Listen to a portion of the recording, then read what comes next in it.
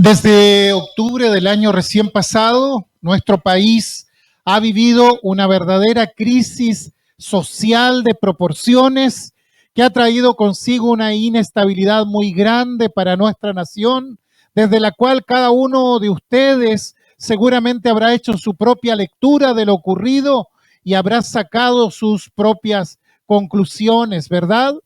Algunos lo verán probablemente como algo necesario, una lucha a la cual hay que unirse.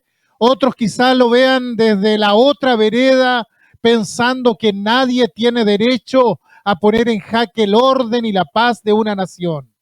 Bueno, en esta ocasión mis palabras no tienen ninguna connotación ni social ni política, sino que es mi deber como predicador de la palabra del Señor entregar una palabra que tenga asidero bíblico para que podamos pensar desde esta perspectiva lo que vemos en nuestro país, y no solo en nuestro país, sino en muchos países alrededor del mundo. Yo tengo mi modo de pensar como ciudadano, tengo ese derecho y nadie me puede decir cómo, si usted es pastor, opina de esa manera. Sin embargo, lo que yo pienso es algo personal y no podría jamás usar una plataforma, un púlpito consagrado a la lectura y a la enseñanza bíblica para referir lo que yo creo o lo que yo pienso, porque eso no es relevante. Lo relevante es poder penetrar en la escritura, en la palabra de Dios, y ver qué es lo que Dios dice para nosotros en este tiempo. ¿Saben? La Biblia nos previno que los últimos tiempos serían tiempos peligrosos. Y si usted cree en Dios, usted cree en la Biblia, en la Escritura, y ha nacido de nuevo en Cristo Jesús, no puede ignorar los dinámicos y desafiantes días que estamos viviendo. Ahora, si usted no ha nacido de nuevo, aún no es un hijo de Dios, salvo por la gracia de Cristo, entonces necesitará escuchar la verdad que pretendo desarrollar con la ayuda de Dios en esta hora, para que usted pueda venir a Cristo y pueda confesarle como el Señor y Salvador de su vida antes que sea tarde para hacerlo, ¿verdad? ¿Saben? La arena del reloj del tiempo está por agotarse. No sabemos cuántos años, meses, semanas, días o quizá minutos tenemos para escuchar este anuncio que emerge de la bendita palabra de Dios. Por cierto, no quiero alarmar a nadie diciendo que falta muy poco y que el Señor me habló al respecto, porque no es así. Pero sí creo que las señales de los tiempos nos hacen prever con mucha fuerza las palabras que dicen: mirad, el novio ha llegado, salid a recibirle. Nada sabemos de fechas al respecto. Podría ocurrir en algunos años más o quizá antes que termine de entregar este mensaje. El tiempo está maduro. Las señales se están cumpliendo delante de nuestros ojos. Ahora nosotros, como creyentes de las profecías, esperamos un acontecimiento que los estudiosos denominan el rapto o el arrebatamiento de la iglesia. Primera Tesalonicenses 4:17 dice: luego nosotros, los que vivimos, los que hayamos quedado, seremos arrebatados juntamente con ellos en las nubes para recibir al Señor en el aire, y así estaremos siempre con el Señor. Bueno, ese acontecimiento pudiera ocurrir en cualquier momento. Y una vez que ocurra esto, se levantará sobre el mundo un tiempo de gran tribulación, dice la Escritura, un tiempo de enorme angustia, y que se manifestará el denominado hombre de pecado o anticristo. Una vez hablaba de estas cosas con alguien que me miraba como diciendo: ¿y qué está diciendo este tipo? No le entiendo, no le creo nada de lo que me dice. Claro, porque hay gente que ha decidido no creer, ha decidido marginarse de las advertencias de Dios. Y cuando uno les habla acerca de Dios, simplemente no quieren escuchar. Están dispuestos a hablar de cualquier tema menos de Dios y de la palabra de Dios. Es así como muchos creyentes, para no ser los aguafiestas, simplemente callan el mensaje más importante que una persona podría escuchar. Y es importante porque si se oye y se cree y esa persona se arrepiente, podrá ser salvo por la eternidad. Si usted me permite, quisiera ocupar algunos minutos. Trataré de ser breve para no perder su atención sobre lo que dice la Biblia en referencia a los últimos tiempos. Leeré allí en el Nuevo Testamento, Primera de Juan capítulo 2, desde el verso 18 en adelante. Dice así la palabra del Señor: hijitos, ya es el último tiempo, y según vosotros oísteis que el anticristo viene, así ahora han surgido muchos anticristos. Por esto conocemos que es el último tiempo. Salieron de nosotros, pero no eran de nosotros, porque si hubiesen sido de nosotros, habrían permanecido con nosotros.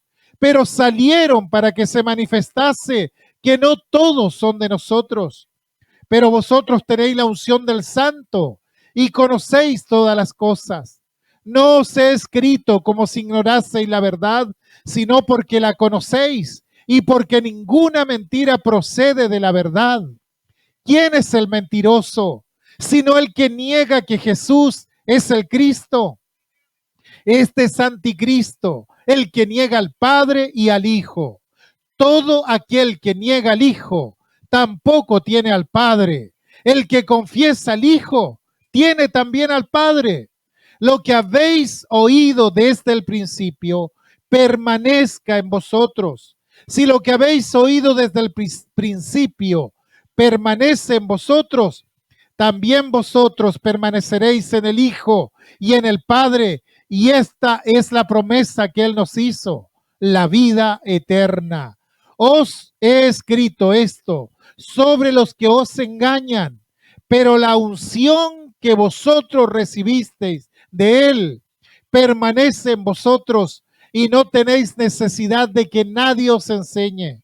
Así como la unción misma os enseña todas las cosas y es verdadera y no es mentira, según ella os ha enseñado, permaneced en Él. Y ahora, hijitos, permaneced en Él, para que cuando se manifieste tengamos confianza, para que en su venida no nos alejemos de Él avergonzados. Si sabéis que Él es justo, sabed también que todo el que hace justicia es nacido de Él. Hasta ahí leemos la palabra del Señor. Insisto, no es mi afán alarmar a nadie. Si supiera que no hay esperanza, entonces por sentido común cerraría mi boca y no diría nada al respecto. Pero hay esperanza, hay esperanza. Y es con ese mensaje que quisiera que nos quedemos en este día. Vivimos en tiempos peligrosos. No sabemos hasta dónde llegará la escalada de violencia de la cual estamos siendo testigos. El mundo está con dolores de parto. Por tanto, usted merece saber qué es lo que está sucediendo por varias razones. Primero, porque usted necesita estar consciente del factor de la intercesión. He leído en redes sociales muchos llamados a la oración y al ayuno por nuestra nación en estas últimas semanas. ¿Sabe? Usted necesita saber cómo orar, cómo interceder por este mundo y por aquellos que aún están perdidos en tinieblas y prepararlos para que estén listos a fin de que puedan huir de la ira que vendrá sobre el mundo. La iglesia debe levantarse como un frente de oración e intercesión cual nunca antes. No podemos relajarnos en torno a esto que es tan importante. Segundo de Crónicas, capítulo 7, verso 14, dice: si se humillare mi pueblo, sobre el cual mi nombre es invocado, y oraren y buscaren mi rostro, y se convirtieren de sus malos caminos, entonces yo oiré desde los cielos y perdonaré sus pecados y sanaré su tierra. El pueblo tiene que pedir perdón, tiene que humillarse, convertirse de sus malos caminos. Entonces Dios oirá desde los cielos y sanará la tierra. Esto es algo que debemos aprender y asumir con temor y premura. Segundo, usted necesita saber qué es lo que está sucediendo, porque usted necesita confrontarse con el factor elemental de la fe, que es ganar almas para Cristo. La prueba más genuina de que usted cree en las profecías no es cuántos apuntes de notas bíblicas tiene en un cuaderno, sino cuán apasionado está su corazón por alcanzar las almas perdidas para el Señor. Es necesario, estimados, sacar la cabeza de las nubes de la profecía y pisar la tierra firme de la evangelización. Porque si somos honestos, muchas veces llenamos nuestras bocas diciendo de cuánto amamos a Dios, cuánto amo su palabra, y sin embargo no somos capaces de compartir nuestra fe con quienes lo necesitan. Saben, hay mucha gente perdida allá afuera, gente que se va a ir al infierno a menos que la percibamos. No le dice nada a esto. Una vez alguien me decía: pastor, yo no salgo a la calle a predicar porque mi ministerio es otro. Pregunto, ¿cuál es tu ministerio mientras los hermanos salen a predicar a la calle? ¿Qué es aquello tan importante que tienes que hacer que te impide salir y dar cuenta de tu fe a los perdidos? Debes examinarte, estimado. Tercero, usted necesita saber la dinámica del último tiempo, porque usted necesita reconocer que existe el factor de la preparación familiar. Usted, como hijo de Dios, necesita tener a cada miembro de su familia a salvo. Si Dios me diera a elegir entre predicarle a un extraño o predicarle a mi hijo y no tuviera ninguna opción más, perdóneme, pero yo elijo predicarle a mi hijo, porque me interesa sobremanera que él se salve. Entiendo que la salvación es personal, pero tengo el deber más solemne de apercibir a mis hijos, a mi familia, a mis hermanos respecto de estas cosas, porque se imagina que Cristo venga y ellos no estén preparados para irse con Él. Tiemblo de solo pensarlo. Si hay algo que me quita el sueño es esto. Por eso mi oración y mi exhortación es constante. No es mi primera prioridad que ellos sean profesionales o que se realicen en la vida como grandes personas. Mi primera prioridad es que ellos conozcan a Cristo. Muchas veces en la sobremesa le pregunto a mis hijos: hijo, si Cristo viniera hoy, ¿te irías con Él? Me satisfago en sus convicciones cristianas, pero sé que la fe es algo de cada día, que es una dinámica constante. La importancia de la preparación familiar, la casa como nuestra primera iglesia, que ellos no sean dejados atrás, como dice el celebrado libro de Tim LaHaye. Cuarto, usted necesita saber que estamos en los últimos tiempos porque usted requiere considerar el factor del consuelo. ¿Saben? Vemos a una sociedad convulsionada, desbocada, angustiada. Escuchaba a un presidente que decía el otro día: pido perdón porque no previmos lo que se venía. Sin embargo, a Dios ninguna de las cosas que están sucediendo lo toman por sorpresa. Y les puedo asegurar que en el cielo no hay pánico a raíz de los sucesos acaecidos. Dios conoce todas las cosas. No hay letra chica en los contratos de Dios. Dios sigue reinando. Él no se ha movido de su trono. Y saber que soy su hijo me llena de paz y de consolación. Por todo esto, quiero invitarles a considerar algunos aspectos de este valioso pasaje de la Biblia que encontramos en Primera de Juan, que ya leíamos al inicio. En primer lugar, estamos viviendo los últimos días y usted necesita estar despierto, no solo socialmente, no se engañe, como se ha insistido tanto en este tiempo, usted necesita estar despierto espiritualmente. Veamos el verso 18, dice: hijitos, ya es el último tiempo. Y según vosotros oísteis que el anticristo viene, así ahora han surgido muchos anticristos. Por esto conocemos que es el último tiempo. Se da cuenta, hijitos, ya es el último tiempo, dice Juan. Particularmente creo que estamos viviendo los últimos tiempos. Quizá alguien diga, ¿cómo sabe usted que estamos en los últimos días?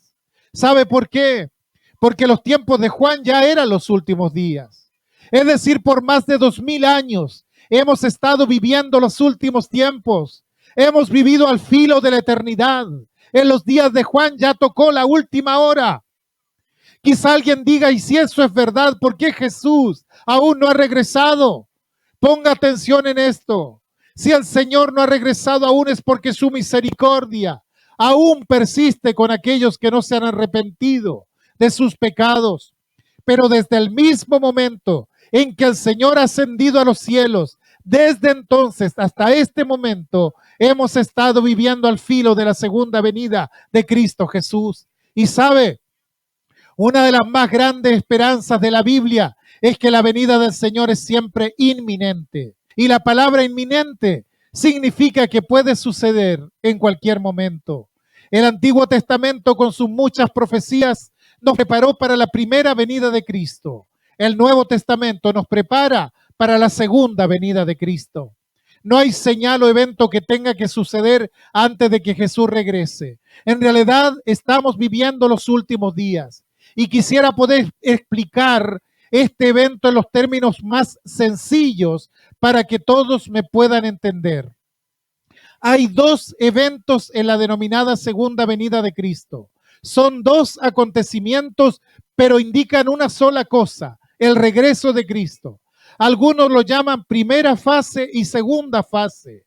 Otros lo llaman el rapto y revelación o la manifestación de Cristo en gloria y majestad. Son dos eventos que se llevarán 7 años uno del otro. Primero tenemos el rapto, que es cuando Jesús vendrá en las nubes y se llevará a la iglesia. Y entonces en la tierra comenzará el tiempo denominado de la gran tribulación. Después de eso, Jesús viene otra vez a la tierra, pero esta vez no por su iglesia, sino con su iglesia y su gloria revelada.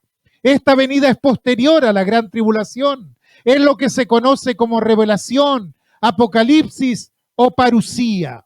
En realidad son varias palabras para describir un solo acontecimiento, la venida de Jesús en poder y gran gloria. Cuando Él venga por su iglesia, en el evento denominado rapto o arrebatamiento, primera fase de su segunda venida, Él vendrá en secreto como ladrón en la noche, siguiendo las palabras de 2 de Pedro 3:10. Pero transcurridos los 7 años de la gran tribulación, Él vendrá junto a su iglesia en gran gloria y majestad. Así que cuando las señales de las cuales habla la Biblia comiencen a ocurrir, debemos saber que esas no son señales del rapto, sino señales de la revelación, de la venida de Cristo en su gloria, segunda fase, cuando Él venga junto a su iglesia. Entonces, si las señales de la revelación de Cristo ya están aquí, debemos saber que el rapto o arrebatamiento de la iglesia está muy cercano. Y ojo, estas señales no son para nosotros los cristianos, sino para aquellos que todavía no han creído. ¿Para qué? Para que se aperciban. Yo veo las señales, las veo todo el tiempo, pero entiendo que por gracia y misericordia de Dios, ya me he apercibido desde el momento que corrí al refugio eterno que es Cristo Jesús. Sin embargo, exhorto a los que esperan creer algún día que lo hagan hoy, mientras hay tiempo de hacerlo. Pero realmente no hay señales para el primer evento llamado rapto de la iglesia. Este puede suceder en cualquier momento, como en los días de Noé, cuando vino el diluvio. La gente no previó lo que ocurriría. Todos llevaban una vida normal y relajada. Nadie se apercibió excepto Noé y su familia. Juan dice claramente que es el último tiempo, literalmente la última hora, recuérdelo. Ahora note lo que dice 1 Tesalonicenses 1:10 sobre cómo se debe vivir mientras aguardamos la venida del Señor. Dice, y esperar de los cielos a su Hijo, al cual resucitó de los muertos, a Jesús, quien nos libra de la ira venidera. ¿A qué se refiere cuando habla de la ira venidera? Se refiere a la denominada gran tribulación. La palabra tribulación proviene del griego thlipsis, que significa el lenguaje metafórico, opresión, aflicción, angustia, gran dificultad. Pablo les dice a los hermanos de Tesalónica: hermanos, yo deseo que ustedes esperen al Señor Jesús. Bueno, eso no tendría ningún sentido si no existiera la posibilidad cierta de que Jesús regresará por su pueblo. Esperen por Jesús. Esperen por Jesús. En el original, esa frase está en presente infinitivo, lo cual quiere decir que debemos estar constantemente esperando el regreso del Señor Jesucristo, que al igual que la gente de hace siglos atrás esperaba a Jesús, nosotros de igual manera estemos esperando el regreso del Señor. Veamos Filipenses 3:20. Dice: más nuestra ciudadanía está en los cielos, de donde también esperamos al Salvador, al Señor Jesucristo. Aquellos creyentes de hace 2000 años atrás también estuvieron esperando por Jesús. En 1 Corintios 1:7, Pablo está hablando de los dones espirituales y dice: de tal manera que nada os falta en ningún don, esperando la manifestación de nuestro Señor Jesucristo.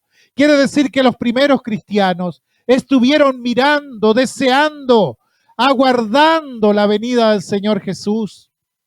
Hebreos 9:28 dice: así también Cristo fue ofrecido una sola vez para llevar los pecados de muchos y aparecerá por segunda vez, sin relación con el pecado, para salvar a los que le esperan. Tito capítulo 2, verso 13, dice: aguardando la esperanza bienaventurada y la manifestación gloriosa de nuestro gran Dios y Salvador Jesucristo. Esta es la palabra que constantemente nos está hablando la Escritura, para que podamos tenerlo en cuenta, para que podamos apercibirnos mientras hay tiempo para poder hacerlo. Gloria al Señor. Todo esto nos está enseñando que Jesús puede venir en cualquier momento. Pudo haber venido en cualquier momento desde que Juan escribió, porque ya es el último tiempo, desde Juan hasta el instante presente. Y esa es la razón por la que Jesús, en Mateo 24, más conocido como el sermón profético o apocalíptico de Jesús, habló del siervo que no estuvo listo para el regreso de su Señor.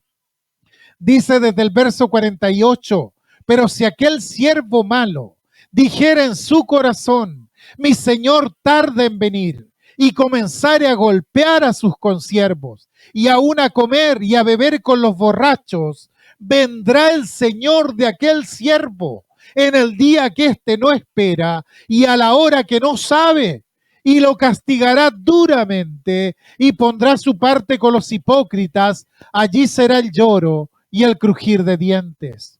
Jesús reconvino a sus seguidores que es malo, del todo negativo, no esperar su inminente regreso, porque no prepararse para su segunda venida resultará en juicio. Así que tengamos claro esto: la última hora comenzó en los días de Juan. Saben, por más de 20 años he estado en el ministerio pastoral, predicando el Evangelio de Jesucristo, hablando esporádicamente del regreso de Cristo, su segunda venida. Quiere decir que yo creía en la segunda venida de Cristo desde la primera vez que empecé a predicar, y la sigo creyendo, la sigo sosteniendo, y la expectativa de su regreso jamás me ha dejado. Recuerdo cuando aún era niño haber escuchado sermones sobre la segunda venida de Cristo. Y entonces una noche me acosté, me dormí, pero en la madrugada me despertó un enorme ruido y yo entre sueños creí que era el rapto de la iglesia. ¿Qué había pasado?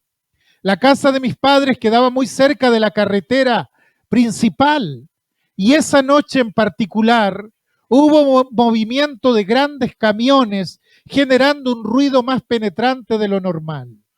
Volví en sí y me di cuenta de lo que estaba pasando realmente.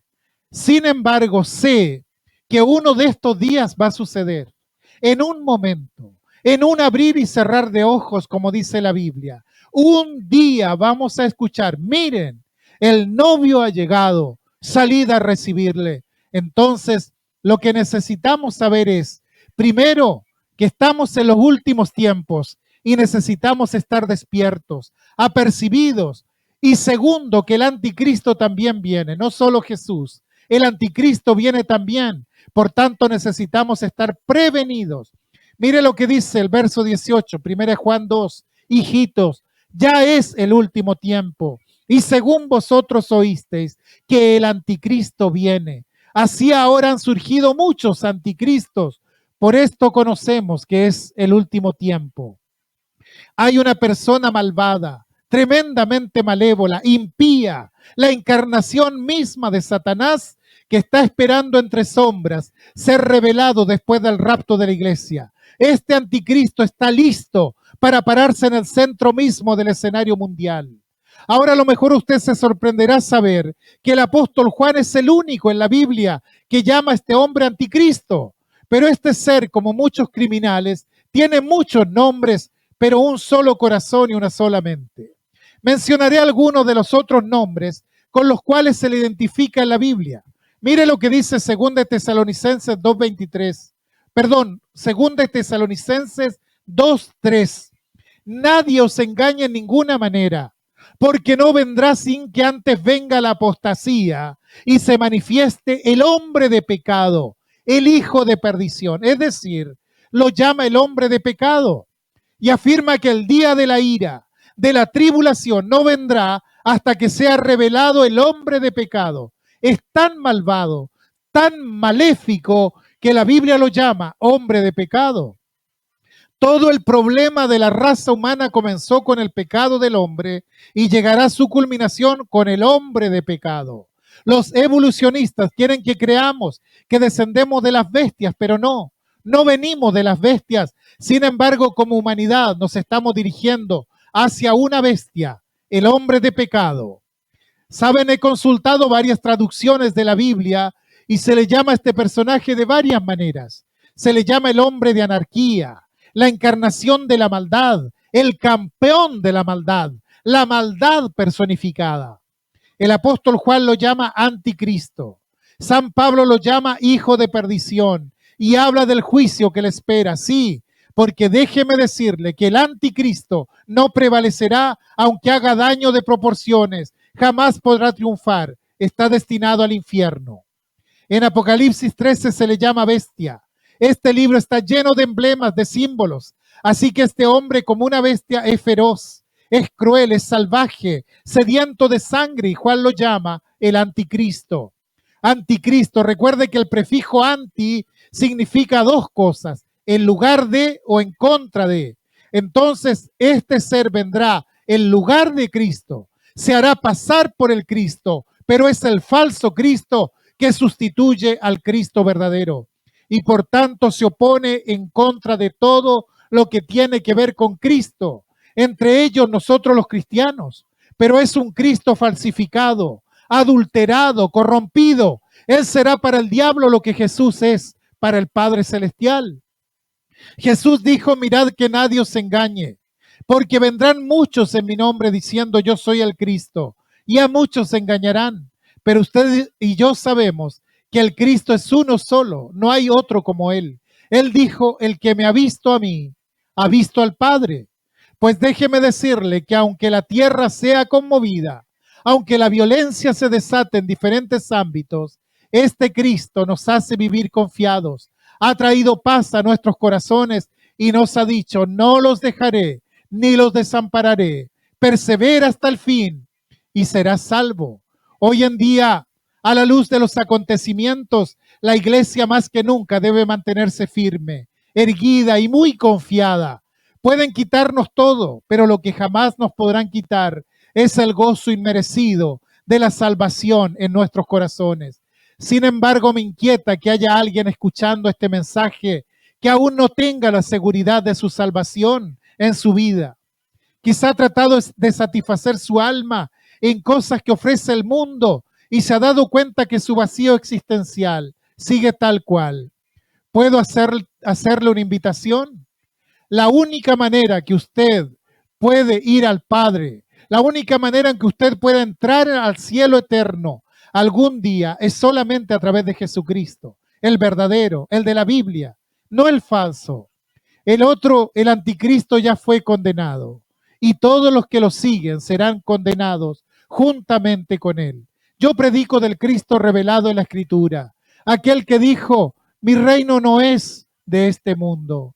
Si usted quiere seguirle a él, solo necesita arrepentirse de sus pecados y entregarle el control de toda su vida. Él prometió diciendo, el que a mí viene, yo no le echo fuera. Hoy, extiende tus brazos para recibirle.